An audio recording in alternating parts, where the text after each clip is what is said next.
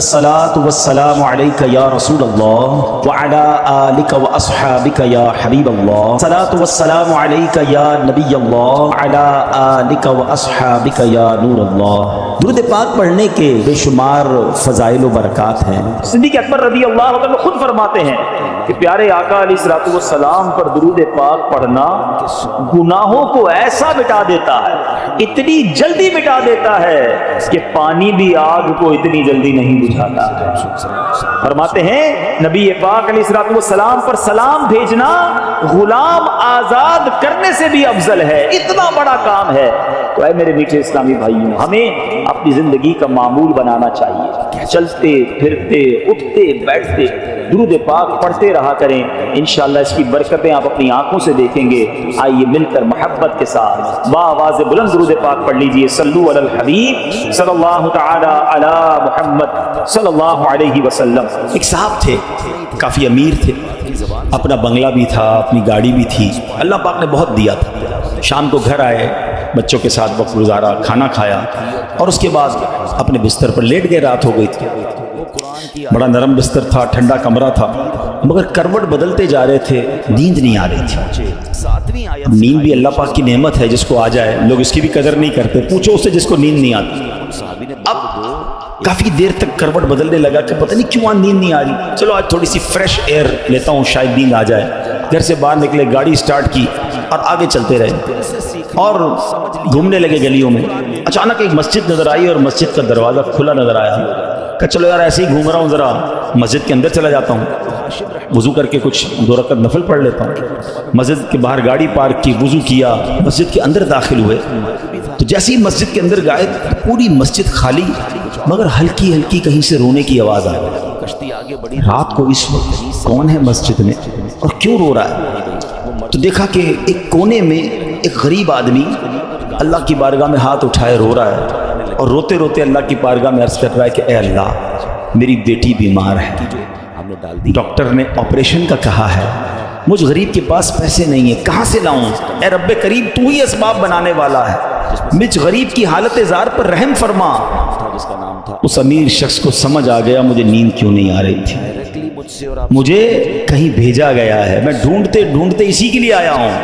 اللہ اکبر۔ وہ غریب کے پاس گیا، جیب میں جتنی رقم تھی نکال کر اس کے پیش کر دی کہ بھائی یہ لے لو اور میرا یہ کارڈ بھی رکھ لو، کبھی بھی ضرورت پڑے تو مجھ سے بات کر لینا۔ اس غریب شخص بھی کیسا خوددار تھا، اس نے کارڈ واپس دیا کہ مجھے ایڈریس کی ضرورت نہیں ہے، میرے پاس ایک ایڈریس موجود ہے۔ تو کون سا ایڈریس موجود ہے؟ بولو یہ ایڈریس ہے نا، اللہ کی بارگاہ میں آیا، اس نے تمہیں بھیج دیا، جب دوبارہ ضرورت پڑے گی تو بھی اسی کی بارگاہ میں آ جاؤں گا۔ سارے دروازے بند ہو جائیں، میرے کریم کا دروازہ کھلا ہو۔ ہمارا پرابلم ہے ہم جاتے ہی نہیں اس کے پاس۔ اچھا اپنا ایک چھوٹا سا ٹیسٹ لے لو نا، تاکہ اندازہ ہو جائے گا آپ کو۔ کبھی بھی آپ کو بیماری ہو، پیٹ میں درد ہو، سر میں درد ہو، پاؤں میں درد ہو، چوٹ لگ جائے، پہلے کون یاد آتا ہے؟ ڈاکٹر کے پاس چلو، یار بڑا درد ہے، کسی کو معلوم کرو کیسے علاج ہوگا، دوائی۔ میں نہیں کہتا ڈاکٹر کے پاس نہیں جانا چاہیے، لیکن پہلے ہمیں اللہ یاد آنا چاہیے۔ اے اللہ تو شفا دینے والا، کرم کر دے مالک۔ کاروبار میں نقصان ہوا، فیملی میں پرابلم ہوا، واٹ ایور پرابلم، سب سے پہلے ہمیں دنیا والے، سورس ہیں، وکیل، پولیس، یہ یاد آتے ہیں۔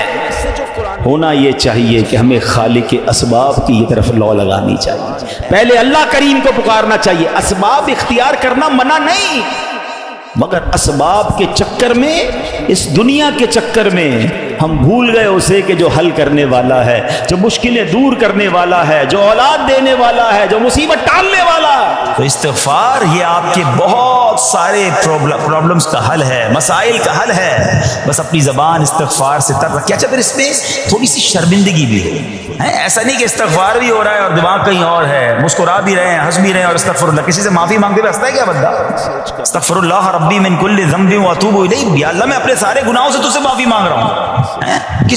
بہت سارے استغفار کے سیکھ ہیں، استغفر اللہ العظیم من کل ذنب عظیم، اے اللہ میں تجھ سے استغفار کرتا ہوں، وہ رب جو بہت بہت عظیم ہے. اپنے سارے بڑے گناہوں سے میں استغفار کرتا ہوں. الگ الگ سیغوں سے اللہ کی بارگاہ میں استغفار کریں. ہو سکے تو کبھی گناہ یاد آئیں تو آنسو بھی بہ رہے ہوں, مگر یہ استغفار اللہ کو بڑا پسند ہے. استغفار جہاں گناہوں کی معافی ہے نا, وہاں یہ بہت سارے مسائل کے حل کی کنجی بھی ہے. آپ اگر پرابلم میں ہیں, روزی کے مسائل ہیں, اولاد نہیں ہو رہی ہے, یا کوئی بھی پرابلم ہے, ایک واقعہ سنیے. امام حسن بصری رحمۃ اللہ تعالی, بہت بڑے بزرگ, ایک شخص آیا آ کر کہتا حضور قحط کی پوزیشن آ گئی ہے, بارش نہیں ہو رہی, دعا فرمائیں, کو وظیفہ عطا فرمائیں. آپ نے فرمایا استغفار کرو. وہ چلا گیا.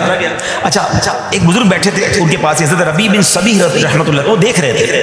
دوسرا بندہ آیا, کہتا حضور تنگ دستی ہے, کاروبار میں ڈاؤن ہے, رزق میں تنگی ہے. آپ نے فرمایا استغفار کرو. تیسرا شخص آیا, کہتا حضور اولاد نہیں ہو رہی ہے, حصول اولاد کے لیے وظیفہ لینا ہے. فرمایا استغفار کرو. چوتھا بندہ آیا, وہ کہتا ہے کہ حضور میرے باغ میں فصلوں میں پیداوار کی کمی ہے. فرمایا استغفار کرو. حضرت ربیع بن صبیح کہتے ہیں حضور پہلا بندہ الگ پرابلم لے کر آیا, دوسرا الگ, تیسرا الگ, چوتھا الگ, چاروں کو ایک ہی وظیفہ استغفار استغفار. ہائے ہائے, بڑوں کی بڑی باتیں ہیں. قرآن میں بھی پڑھتا ہوں, قرآن آپ بھی پڑھتے ہیں, مگر دیکھو اللہ والے کیسے پڑھتے ہیں. کیا خوبصورت جواب دیا آپ نے.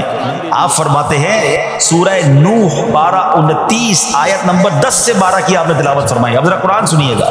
بسم اللہ الرحمن الرحیم. استغفروا ربکم انہ کان غفارا یرسل السماء علیکم مدرارا ویمددکم باموال وبنین ویجعل لکم جنات ویجعل لکم انہارا. سبحان اللہ. ذرا سنیے گا, اپنے رب سے معافی مانگو. استغفروا ربکم انہ کان غفارا, بے شک وہ بڑا معاف کرنے والا ہے. اب دے گا عطا, کیا فرمائے گا. یرسل السماء علیکم مدرارا, وہ تم پر موسلا دھار بارش بھیجے گا.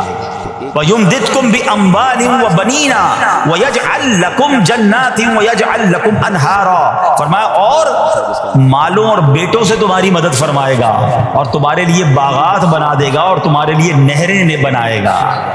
باغات بھی بڑھ رہے ہیں, اولاد بھی عطا ہو رہی ہے, مال بھی بڑھ رہا ہے, بارش بھی ہو رہی ہے. اس چیز سے, حالانکہ حدیث پاک کے الفاظ ہیں کہ زکوٰۃ مال کا میل ہے. حدیث پاک کا مضمون ہے جس مال میں یہ میل مل جائے اس مال کو برباد کر دیتا ہے.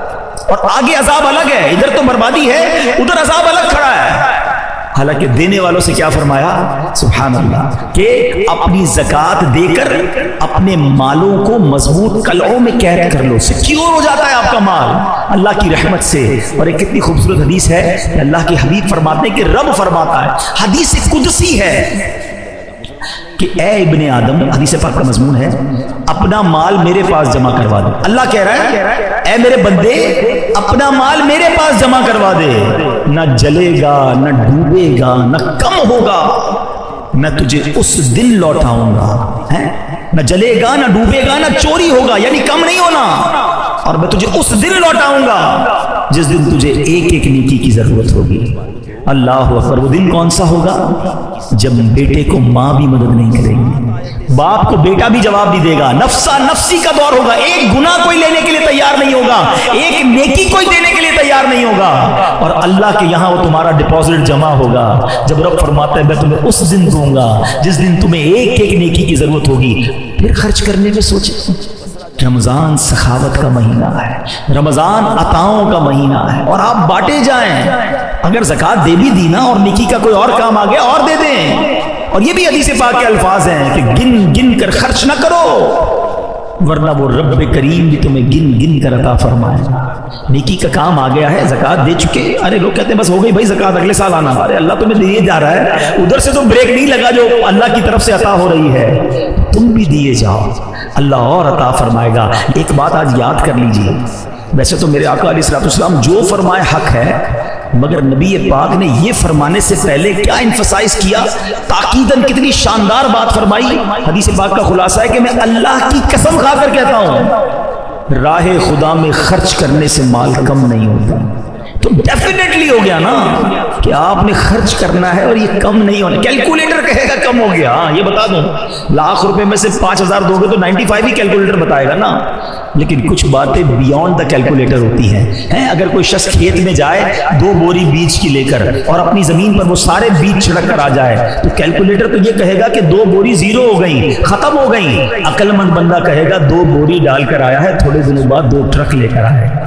تو یہ اللہ کی راہ میں خرچ کرنا بیج ہی ہے. یہ تم بیج ڈالو, اللہ فصل عطا فرمائے گا. ہمیشہ ملٹیپلائی ہوتا ہے. جو لوگ پوری زکات دیتے ہیں ان سے پوچھ لیجئے کہ اگلے سال وہ زیادہ دے رہے ہوتے ہیں. کیسے زیادہ دے رہے ہیں؟ کیونکہ اللہ اور برکت ڈال دیتا ہے. ایک